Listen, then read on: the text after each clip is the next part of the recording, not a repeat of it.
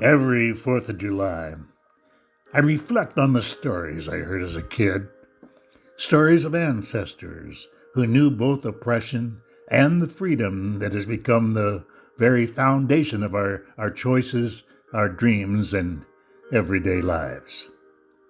To me, July 4th stands as a powerful reminder of the moment when the promise of liberty became the cornerstone of a new nation, etched in the Declaration of Independence. But because freedom surrounds us so completely, it's easy to forget its true value and just take it for granted, like air or sunlight. And like a fish that doesn't know it swims in water, we forget what it means to be free because we've never known anything else. So let's face it, we humans aren't perfect. Organizations aren't perfect. Nations certainly aren't perfect. But perfection was never the mandate.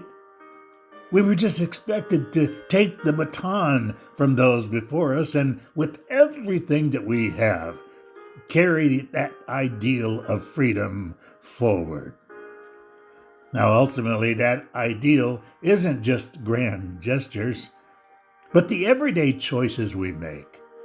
To listen before we judge, to seek understanding over assumption, and to bridge the wedges that divide us rather than deepen them. And it's in this spirit that we accept that baton, mindful of the sacrifices made before us, and the responsibility now resting in our hands. But my fear is that when we look around today, we see only imperfection, what we're not, instead of an opportunity to bring this generation closer to the ideal men and women have bled and died for. So maybe it's time we stop focusing on our differences and start building on the powerful commonality we share. As a Native American, I can promise that when differences are what we look for, differences are what we'll find. And we keep doing that, and politics will become the new religion, and politicians the pastors.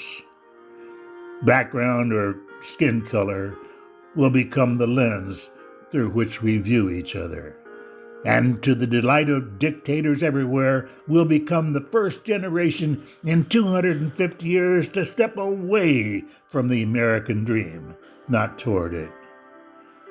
Now, it's not that we have to be perfect or that we won't make mistakes or even lose our way for a time, as people do, as families do, as nations do, and as I have. But that North Star, fired into existence in 1776, still shines brighter than any darkness of tyranny or oppression. So this 4th of July, as we're awed by the fireworks and picnic on hot dogs and hamburgers, let's honor what it represents, our freedom, with renewed determination to refuse to let senseless divisions pull us apart. Let us strive together toward that ideal so that years from now, people will say, yeah, it was a rough stretch and we were tested. We lost our way. But in true American spirit, we found it.